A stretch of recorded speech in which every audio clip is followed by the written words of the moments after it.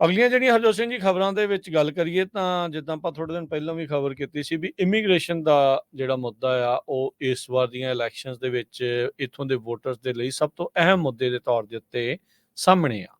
ਤੇ ਕੱਲ ਵੀਰਵਾਰ ਦੇ ਦਿਨ ਸਾਬਕਾ ਰਾਸ਼ਟਰਪਤੀ ਟਰੰਪ ਤੇ ਮੌਜੂਦਾ ਰਾਸ਼ਟਰਪਤੀ ਬਾਈਡਨ ਦੋਨੋਂ ਜਾਣੇ 300 ਮੀਲ ਦੂਰ ਇੱਕ ਦੂਜੇ ਤੋਂ ਬਾਰਡਰ ਦੇ ਉੱਤੇ ਜਿਹੜਾ ਉਹ ਦੌਰਾ ਕਰਕੇ ਆਏ ਆ।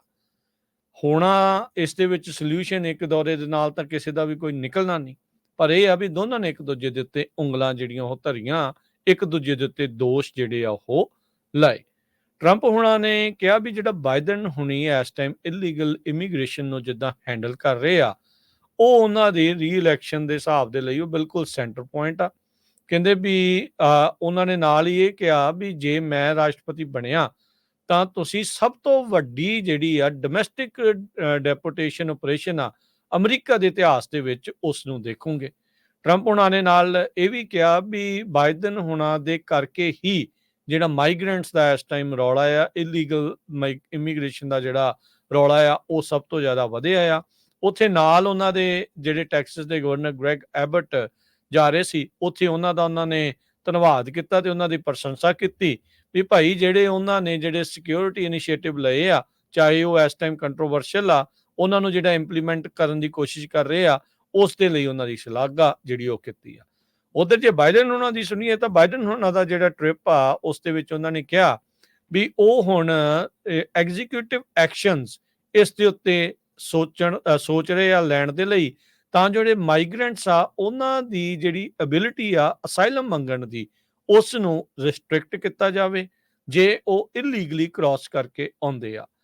ਬਾਈਡਨ ਹੁਣਾਂ ਨੇ ਉਹਨਾਂ ਨੇ ਕਿਹਾ ਵੀ ਜਿਹੜਾ ਟਰੰਪ ਹੁਣਾਂ ਨੇ ਰਿਪਬਲਿਕਨ ਕਾਂਗਰੈਸ਼ਨਲ ਰਿਪਬਲਿਕਨਸ ਆ ਉਹਨਾਂ ਦੇ ਉੱਤੇ ਦਬਾਅ ਪਾ ਕੇ ਜਿਹੜਾ ਬਾਈ ਪਾਰਟੀਜ਼ਨ ਇਮੀਗ੍ਰੇਸ਼ਨ ਬਿੱਲ ਨੂੰ ਫੇਲ ਕਰਵਾਇਆ ਆ, ਉਸ ਦਾ ਸਾਰਾ ਸਿਰ ਟਰੰਪ ਹੁਣਾਂ ਸਿਰ ਜਾਂਦਾ ਆ, ਇਹ ਦੋਸ਼ ਉਹਨਾਂ ਸਿਰ ਜਾਂਦਾ ਆ, ਨਹੀਂ ਤਾਂ ਅਸੀਂ ਸਖਤੀ ਜਿਹੜੀ ਆ ਉਸ ਦੇ ਉੱਤੇ ਹੋਰ ਕਰ ਰਹੇ ਸੀਗੇ। ਉਧਰ ਬਾਈਪਾਰਟੀਜ਼ਨ ਡੀਲ ਦੀ ਜਿਹੜੀ ਗੱਲ ਕਰੀਏ, ਉਹ ਸੈਨੇਟ ਦੇ ਵਿੱਚ ਇਸੇ ਮਹੀਨੇ ਦੇ ਪਿਛਲੇ ਮਹੀਨੇ 'ਚ ਉਹ ਕਿੱਲ ਹੋ ਗਈ ਸੀ, ਕਿਉਂਕਿ ਟਰੰਪ ਹੁਣਾਂ ਨੇ ਇਸ ਨੂੰ ਅਪੋਜ਼ ਕੀਤਾ ਸੀ। ਕਹਿੰਦੇ ਵੀ ਭਾਈ ਜੇ ਬਾਈਪਾਰਟੀਜ਼ਨ ਡੀਲ ਬਣ ਜਾਂਦੀ ਆ, ਬਾਰਡਰ ਤੇ ਸਖਤੀ ਹੋ ਜਾਂਦੀ ਆ, ਤਾਂ ਮੇਰਾ ਤਾਂ ਚੁਣਾਵੀ ਮੁੱਦਾ ਮੇਰੇ ਹੱਥੋਂ ਖਿਸਕ ਜਾਣਾ ਆ। ਤਾਂ ਇਹ ਕਹਿੰਦੇ ਆ ਵੀ ਮੈਂ ਆਊਂਗਾ ਸੱਤਾ ਦੇ ਵਿੱਚ ਤਾਂ ਮੈਂ ਇਸ ਨੂੰ ਠੀਕ ਕਰੂੰਗਾ, ਦੂਜੇ ਨੂੰ ਆਪਾਂ ਇਸ ਟਾਈਮ ਕਰਨ ਨਹੀਂ ਦੇਣਾ।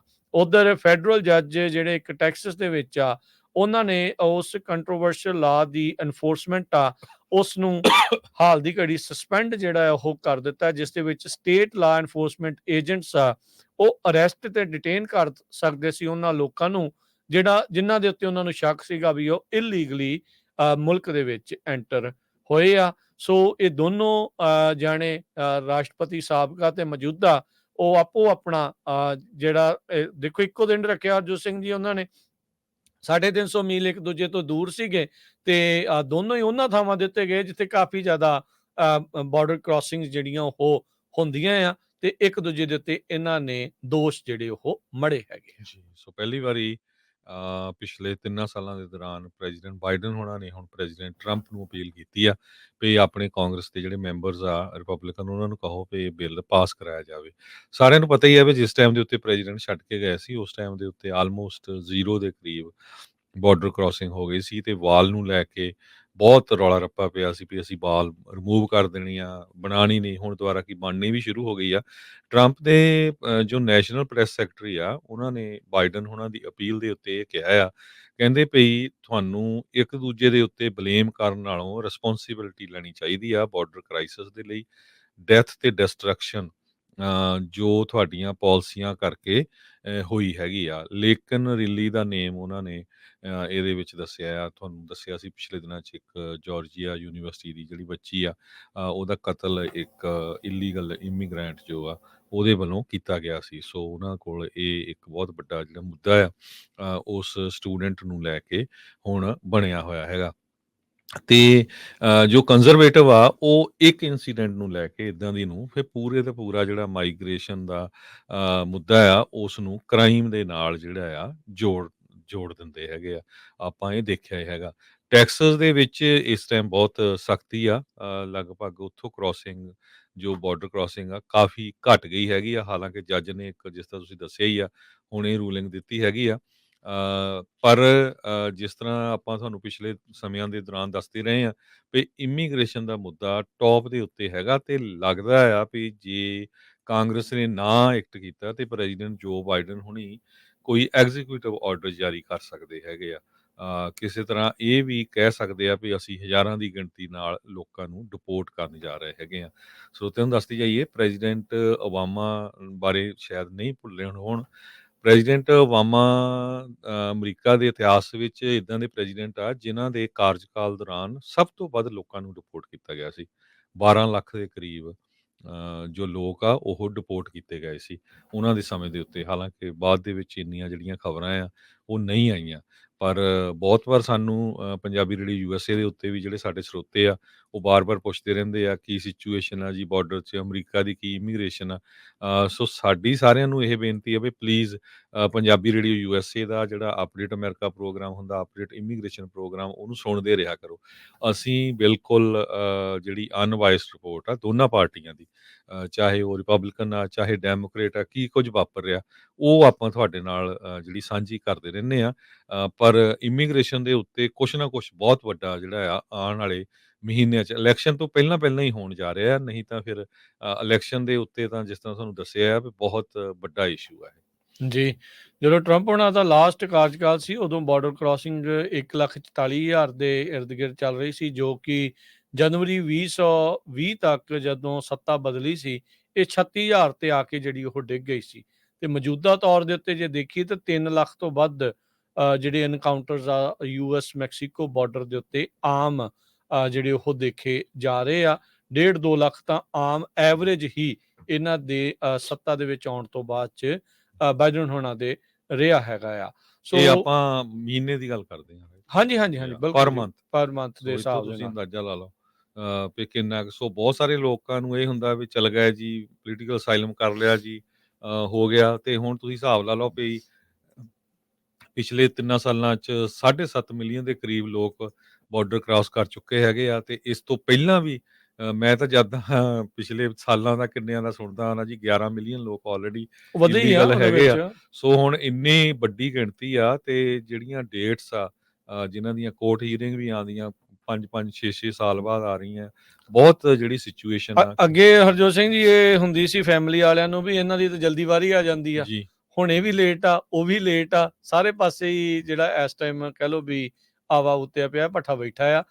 ਹਾਲਾਤ ਹਾਲ ਦੀ ਘੜੀ ਕੋਈ ਕੋਈ ਨਜ਼ਦੀਕੀ ਭਵਿੱਖ ਦੇ ਵਿੱਚ ਕੋਈ ਇਹਦੇ ਬਦਲ ਜਾਣਗੇ ਏਡੀ ਜਲਦੀ ਇਹ ਨਜ਼ਰ ਨਹੀਂ ਜਿਹੜਾ ਉਹ ਆ ਰਿਹਾ।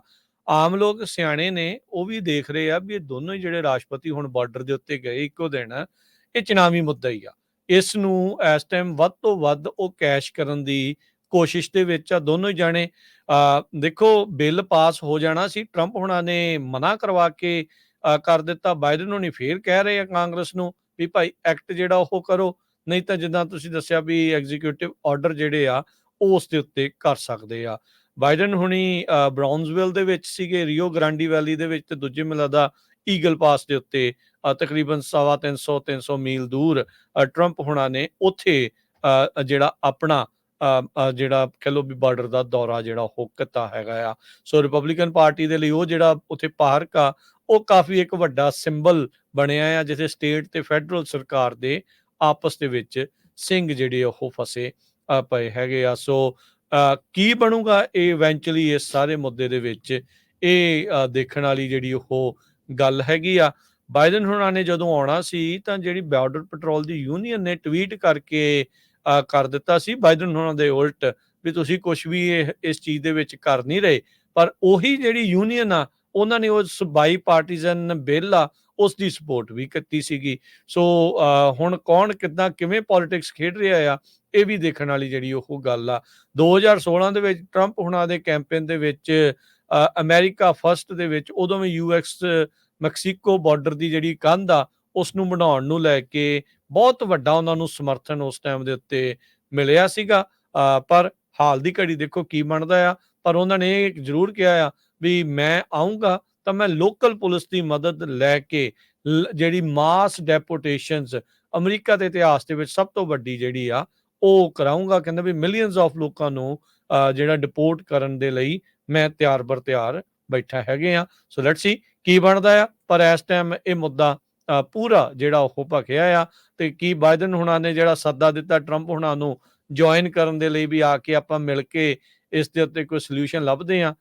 ਦੇਖੋ ਉਸ 'ਚ ਕੀ ਬਣਦਾ ਆ। ਪ੍ਰੈਜ਼ੀਡੈਂਟ ਟਰੰਪ ਉਹਨਾਂ ਨੇ ਕਿਹਾ ਆ ਵੀ ਜਦੋਂ ਪਹੁੰਚੇ ਵੀ ਵੈਦਰ ਬੜਾ ਵਧੀਆ ਆ, ਬਿਊਟੀਫੁਲ ਡੇ ਆ, ਪਰ ਬਾਰਡਰ ਜਿਹੜਾ ਉਹ ਬੜਾ ਖਤਰਨਾਕ ਆ। ਤੇ ਨਾਲ ਦੀ ਨਾਲ ਉਹਨਾਂ ਨੇ ਇੱਕ ਰੇਡੀਓ ਐਡਰੈਸ 'ਚ ਇਹ ਵੀ ਕਿਹਾ ਵੀ ਜਦੋਂ ਮੈਂ ਪਹਿਲਾਂ ਦਾ ਅਨਾਉਂਸ ਕੀਤਾ ਸੀ, ਉਸ ਤੋਂ ਬਾਅਦ ਵਾਈਟ ਹਾਊਸ ਨੇ ਪ੍ਰੈਜ਼ੀਡੈਂਟ ਬਾਈਡਨ ਹੋਣਾ ਦੀ ਅਨਾਉਂਸਮੈਂਟ ਕੀਤੀ, ਉਹ ਵੀ ਜਾ ਰਹੇ ਹੈਗੇ ਆ। ਪਰ ਵਾਈਟ ਹਾਊਸ ਜਿਹੜਾ ਆ ਇਸ ਨੂੰ ਨਾ ਨੁੱਕਰ ਕਰ ਰਿਹਾ ਆ।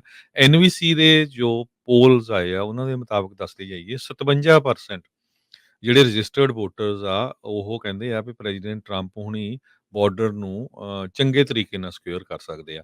22% ਜਿਹੜੇ ਪ੍ਰੈਜ਼ੀਡੈਂਟ ਬਾਈਡਨ ਹੋਣਾ ਦੇ ਸਪੋਰਟਰ ਕਹਿ ਰਹੇ ਆ, ਉਹਨਾਂ ਦੇ ਸਪੋਰਟਰ ਨਹੀਂ, ਜਿਹੜੇ 22% ਵੋਟਰ ਕਹਿ ਰਹੇ ਆ ਵੀ ਪ੍ਰੈਜ਼ੀਡੈਂਟ ਬਾਈਡਨ ਹੁਣੀ ਵਧੀਆ ਤਰੀਕੇ ਨਾਲ ਹੈਂਡਲ ਕਰ ਸਕਦੇ ਆ।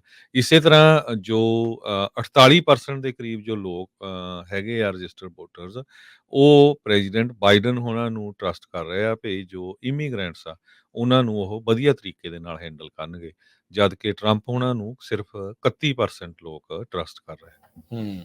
ਜੀ ਜੀ ਬਿਲਕੁਲ ਹੌਟ ਇਸ਼ੂ ਆ ਜੀ ਇਹ, ਤੇ ਇਹਦੇ ਤੇ ਉੱਤੇ ਤੁਹਾਨੂੰ ਚਰਚਾ ਜਿਹੜੀ ਉਹ ਸੁਣਦੀ ਰਹਿਣੀ ਆ, ਤੁਹਾਨੂੰ ਆਪਾਂ ਦੱਸਦੇ ਰਵਾਂਗੇ। ਤੁਸੀਂ ਪੰਜਾਬੀ ਰੇਡੀਓ USA ਦੇ ਨਾਲ ਜਿਹੜਾ ਉਹ ਜੁੜੇ ਰਹੋ, ਚਾਹੇ YouTube ਆ, Facebook ਆ, ਤੇ ਚਾਹੇ ਤੁਸੀਂ ਰੇਡੀਓ ਸਟੇਸ਼ਨਸ ਦੇ ਜ਼ਰੀਏ ਸੁਣਦੇ ਆ, ਤਾਂ ਜੋ ਤੁਹਾਨੂੰ ਜਿਹੜਾ ਆ ਉਹ ਪਤਾ ਲੱਗਦਾ ਰਵੇ ਵੀ ਕੀ ਲੇਟੈਸਟ ਚੱਲ ਰਿਹਾ ਆ। ਇਸ ਸਾਲ ਨਵੰਬਰ ਤੱਕ ਆਪਾਂ ਨੂੰ ਇਹ ਰੌਲਾ ਜਿਹੜਾ ਆ ਉਹ ਖਾਸਾ ਸੁਣਦਾ ਹੀ ਰਹਿਣਾ ਹੈ।